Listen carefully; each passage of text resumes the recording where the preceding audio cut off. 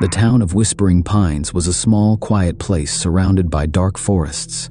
It was the kind of town where everyone knew each other. People waved as they passed on the street, and children played outside until the sun dipped below the horizon. But Whispering Pines had a secret, a dark one that people didn't talk about. On the edge of the forest, there was an old house. Everyone called it the Blackthorn House.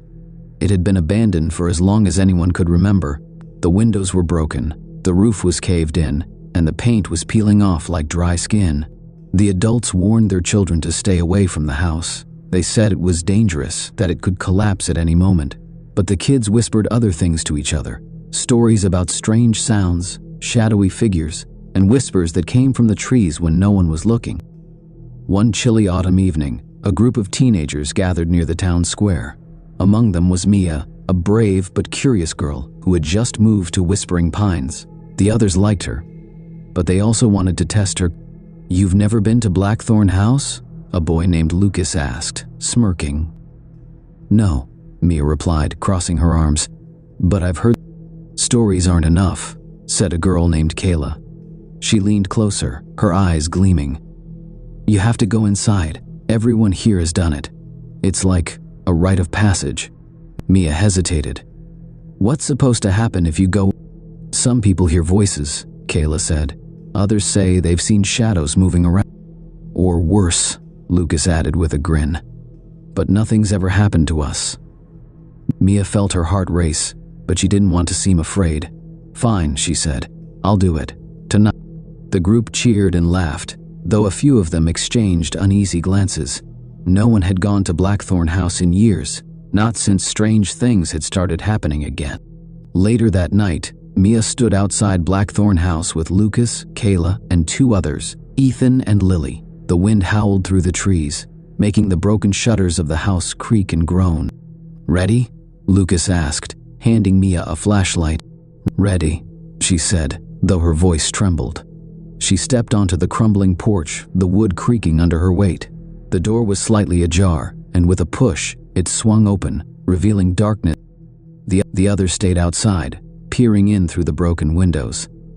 "Just go to the living room and come back," Kayla called. "We'll be..." Mia took a deep breath and stepped inside. The air was cold and smelled of mildew. The flashlight beam danced across the walls, revealing faded wallpaper and cobwebs that hung like curtains. The floor was covered in dirt and debris. She found the living room easily, a large space with a broken fireplace and an old couch that looked like it hadn't been touched in decades. Mia stood there for a moment, listening. The house was silent except for the wind outside. But then she heard it, a faint whisper, so soft she thought she might have imagined it. "Me." Her blood turned cold. She spun around, shining the flashlight in every direction. "Who's there?" she called, her voice shaking. There was no reply, only silence. But the whisper came again, louder this time. It sounded like it came from upstairs. Mia's heart pounded. She wanted to run back to the others, but something compelled her to stay. She stepped toward the staircase, the old wooden steps creaking under her weight. The whispers grew louder as she climbed, weaving together into a strange, unintelligible hum. When she reached the top, she saw a long hallway lined with doors. Most were closed, but one at the end of the hall was slightly open. The whispers seemed to be coming from there. Mia walked toward the door, each step feeling heavier than the last. She pushed it open and shined her flashlight inside. The room was empty except for a single chair in the center. On the chair sat a small, old-fashioned doll with a cracked porcelain face. Its eyes seemed to glimmer in the light. As Mia stepped closer, the whispers stopped. The silence was deafening. She stared at the doll, feeling a strange sense of dread. Suddenly, the door slammed shut behind her. Mia screamed and dropped the flashlight, plunging the room into darkness. She scrambled to pick it up, her hands shaking. When she turned the light back on, the doll was gone. Panicking, Mia tried to open the door, but it wouldn't budge. The whispers returned, louder and more frantic, echoing all around her. Shadows moved across the walls, growing and twisting like living things. Then she heard footsteps, soft and slow, coming toward her from the hallway. She turned the flashlight toward the door, but there was nothing there. The footsteps grew louder, closer. "Mia!" The voice called again, this time right outside the door. In a burst of adrenaline, she threw herself against the door.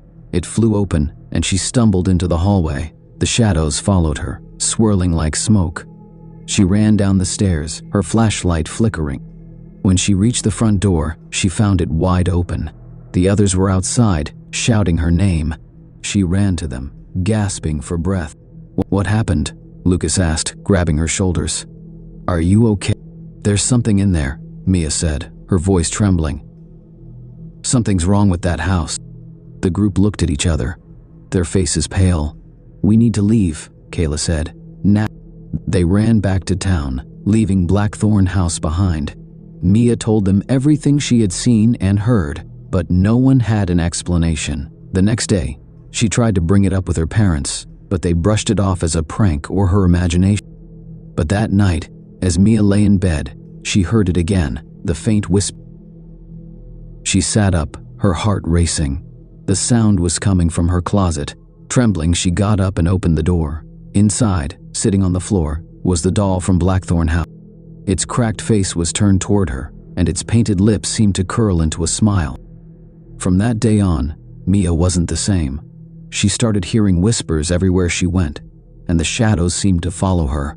People in Whispering Pines said she had been marked by the house, just like others before her.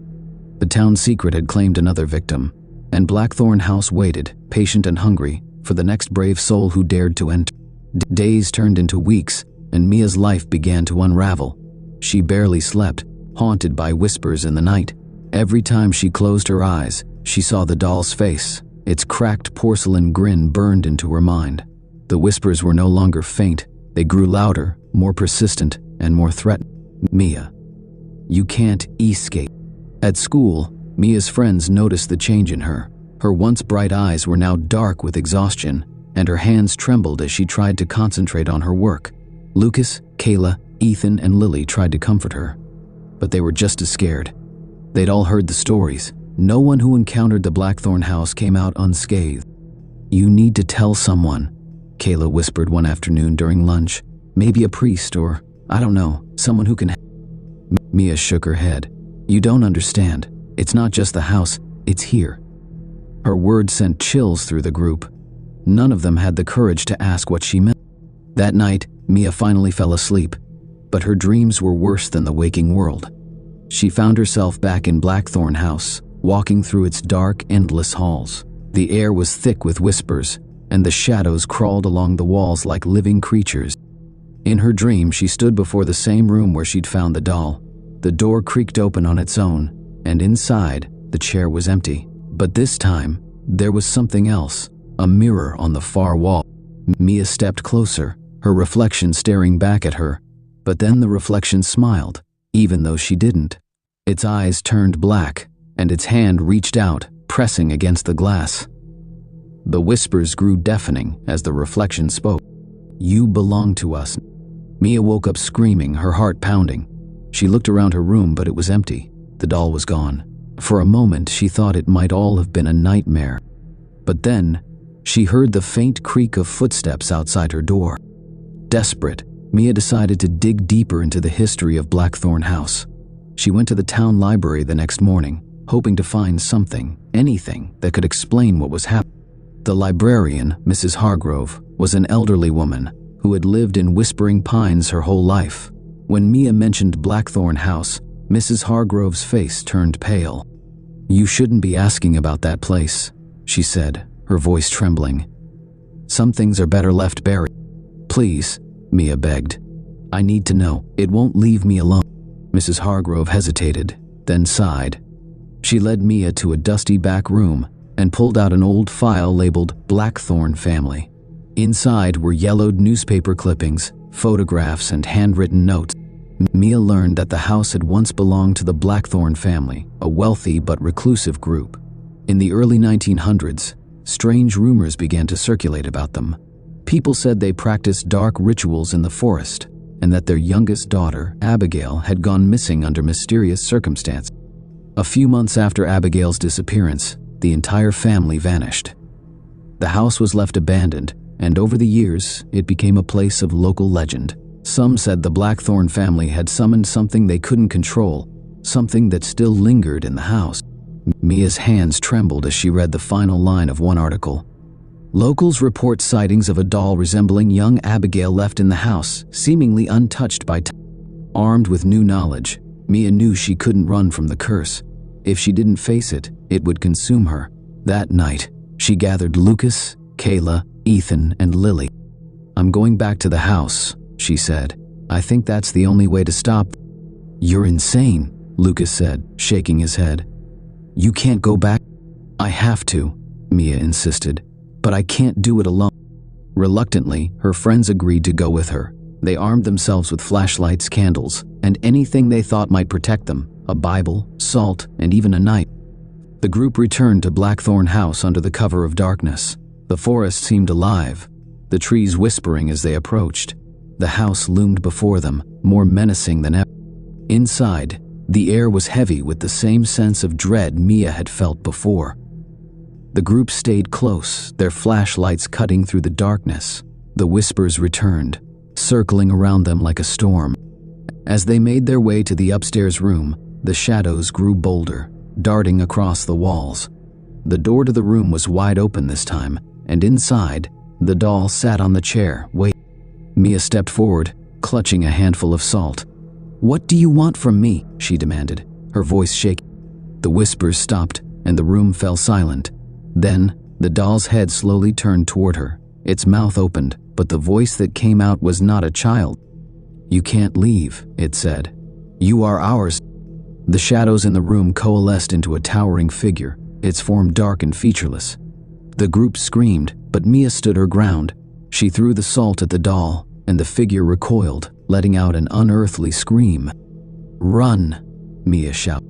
The group bolted from the room, the shadows chasing them. The house seemed to come alive, the walls groaning and the floorboards shaking. They barely made it out, the front door slamming shut behind them. The group returned to town, shaken but alive. For the first time in weeks, the whispers stopped, and the shadows no longer followed Mia. But she knew the curse wasn't gone. It had simply been passed on. A few days later, a new family moved into town. Their youngest daughter, a curious little girl named Emily, was seen wandering near the edge of the forest. And one day, she found a doll with a cracked porcelain face sitting beneath the trees, waiting just for her.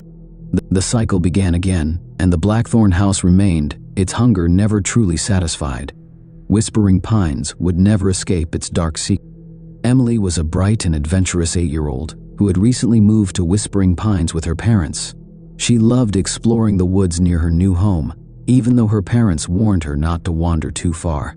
The forests had a strange, quiet beauty that drew her in. One crisp afternoon, while walking among the trees, Emily found something unusual, a doll. It sat propped against the base of a tall, gnarled tree, its cracked porcelain face catching the light. The doll wore a faded blue dress, and its black button eyes seemed to glint with light. Emily tilted her head. "Who left you here?" she whispered, picking it up. The doll was cold to the touch, but it felt oddly comforting in her hand. She carried it home, thrilled with her discovery. "Look what I found, Mommy," she said, holding up the doll. Her mother frowned. "Where did you get it?" "In the forest," Emily said. "Can I keep it?" Her mother hesitated, then nodded.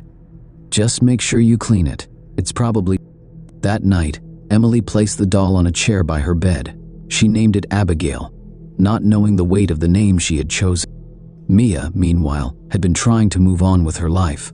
The whispers had stopped, and the shadows no longer followed her, but she still had nightmares. She couldn't shake the feeling that the Blackthorn house wasn't done with her. One afternoon, as she walked through town, she overheard a conversation between two women. They were talking about a new family that had moved in, and their daughter Emily, who loved exploring the... Mia froze. Her heart raced as she approached them. "Did you say Emily? Has she mentioned anything?" The women exchanged puzzled looks. "No, what?" But Mia already knew. She ran to Emily's house, ignoring the looks of passers-by. She had to warn her. Door, Emily's mother answered. "Can I help you?" she asked, surprised. "Is Emily here?" Mia asked breathlessly. "I need to..." "What's this about?" her mother asked, her tone cautious. "It," Mia said, her voice urgent. "Please, you need to get rid of it. It's dangerous." Emily's mother narrowed her eyes. "How do you know about the doll?" "Please," Mia begged, "just let me talk to her." Mother could reply. Emily appeared behind her, holding the doll in her arms. "Why do you want me to get rid of Abigail?" she asked, her small voice curious. Mia stared at the doll, and for a moment, its dark eyes seemed to stare back at her. She swallowed hard. "Because it's not safe, Emily. That doll isn't what you think it is." Emily frowned, clutching the doll tighter. "Abigail's my friend. She talked." Mia's blood ran cold. "What does she say to you?" Emily hesitated. "She says she's lonely. She wants me to play with." That night, Emily didn't sleep. She sat in her bed, holding the doll and listening as its whispers filled her ears. They were soft at first, like the rustling of leaves, but they grew louder as the hours passed. Emily ... come back to the forest. The doll's voice was calm but insistent. Emily felt a strange pull, as if invisible strings were guiding her. She climbed out of bed, still clutching Abigail, and crept out of the house. The forest was dark and silent, the moonlight casting eerie shadows on the ground. Emily didn't hesitate. She walked deeper into the woods, her small feet crunching on the fallen leaves. The whispers guided her, leading her to the edge of a clearing. There, in the center, stood Blackthorn House. Its windows glowed faintly, as if something inside was alive. Emily felt no fear as she walked toward it. The front door opened on its own, creaking loudly, and the whispers welcomed her inside. Mia couldn't sleep that night. She couldn't stop thinking about Emily and the doll. She knew the curse wasn't over, it had simply found a new victim, and if she didn't do something, Emily would be lost forever. She called Lucas, Kayla, Ethan, and Lily. "I'm going back to Blackthorn House," she told them. "Emily isn't." "Are you crazy?" Lucas said. "We barely made it out last time." "I can't just leave her," Mia said firmly. "You don't have to come, but I'm going." There was a long silence on the other end of the line. Then Kayla spoke. "We'll meet you." When they arrived at Blackthorn House, the air was colder than before. The shadows seemed to ripple around the house like waves. Mia led the way, her flashlight cutting through the darkness. Inside, the house felt alive. The walls seemed to pulse, and the whispers were deafening. They called out to Mia, accusing her, taunting. "Why did you come back?" They found Emily in the living room, standing in the center of the room with the doll in her hands. Her eyes were vacant, and her lips moved as if she were speaking, but no sound came. "Emily!" Mia shouted, running to her. Emily turned slowly, her eyes dark and lifeless. "She says you don't belong here," she said in a voice that wasn't her own. "You should have stayed." The shadows in the room converged, forming the same towering figure Mia had seen before. It loomed over them, its voice booming. "You cannot break this." Mia stepped forward, clutching a bag of salt and a Bible she had brought with her. "I'm not afraid of you," she said, though her hands trembled. The figure laughed, a sound that shook the house. "You should." Mia threw the salt at the doll, and the shadows recoiled, screaming. The doll fell from Emily's hands, its porcelain face cracking further. Emily collapsed to the floor, unconscious. The shadows writhed, shrinking back into the corners of the room. The figure dissolved, its laughter fading into silence. Mia grabbed Emily and ran, the others close behind her. When they reached the safety of the forest, Emily woke up. She looked at Mia with tears in her eyes. "Thank you," she whispered. The group watched as Blackthorn House began to crumble. The walls collapsed inward and the roof caved in. Within minutes, the house was gone, leaving only an empty clearing behind. The doll, however, was nowhere to be found. Emily's family moved away from Whispering Pines shortly after, and the others tried to move on with their lives. But Mia knew the curse wasn't truly gone. The house might have been destroyed, but the doll, the heart of the curse, was still out there, waiting. And somewhere, in another quiet town, a child would find it. The cycle would begin again, because some secrets can never be buried. Months passed, and Whispering Pines began to feel normal again. The forest was still dense and foreboding, but without Blackthorn House, the air seemed lighter. The town's lingering dread began to fade, though for Mia and her friends, the memories remained vivid. Mia tried to focus on school and her future, but the experience had changed her. She couldn't shake the feeling that the curse was still out there. Every time she walked past the forest, she felt its watchful presence, as if the woods were holding their breath. One late afternoon, as the sun dipped below the horizon, Mia received a call from Kayla. "You need to see this," Kayla said, her voice shaking. "What is it?" Mia asked, her chest tight. "Just meet me at the library," Kayla replied. "Bring Lucas and Ethan." When Mia arrived at the library, Kayla was waiting with Lucas and Ethan. She had a newspaper spread out on the table in front of her. The headline sent a chill down Mia's spine. Mysterious disappearances plague nearby town of Hollow Creek. Below the headline was a photograph, a familiar one. It showed a crumbled, overgrown clearing in the woods. Though the house was gone, the caption read, "Site of the former Blackthorn Manor, now rumored to be cursed." They found the doll, Kayla said quietly, pointing to the article. It started. Mia's blood turned cold as she scanned the article. A little boy named Nathan had gone missing from Hollow Creek, a town just a few miles away. Witnesses reported seeing him playing near the woods before he disappeared. "They'll never find him," Mia whispered. "Not if the doll had." Lucas leaned forward. "We can't let this happen again." "What can we do?" Ethan asked. "The house is gone. The curse is probably tied to the doll. We don't even know where." Mia clenched her fists. "Then we find it. We stop it. Once and for." The group decided to head to Hollow Creek the next morning. They packed supplies, flashlights, ropes, salt, and anything else they thought might help. Mia also brought the research she had gathered about the Blackthorn family, hoping it might hold a clue. When they arrived in Hollow Creek, it felt eerily similar to Whispering Pines. The people were friendly but guarded, and whispers about the missing boy filled the air.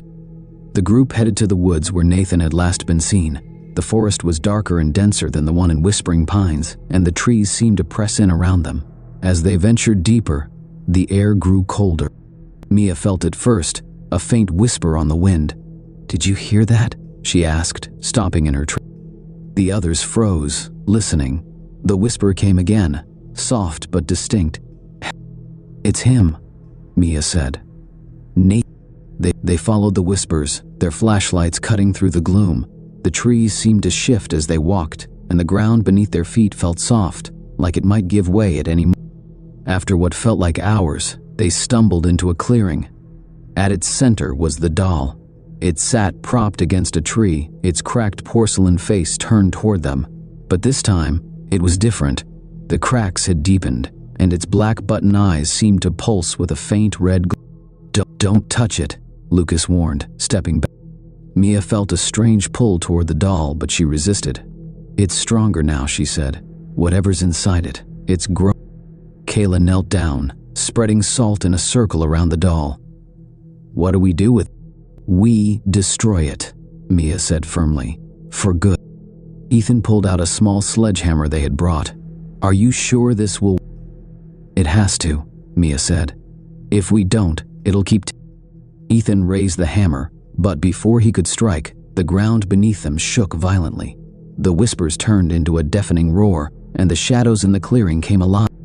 The shadows coalesced into the same towering figure Mia had seen in Blackthorn House. But this time, it was even more menacing.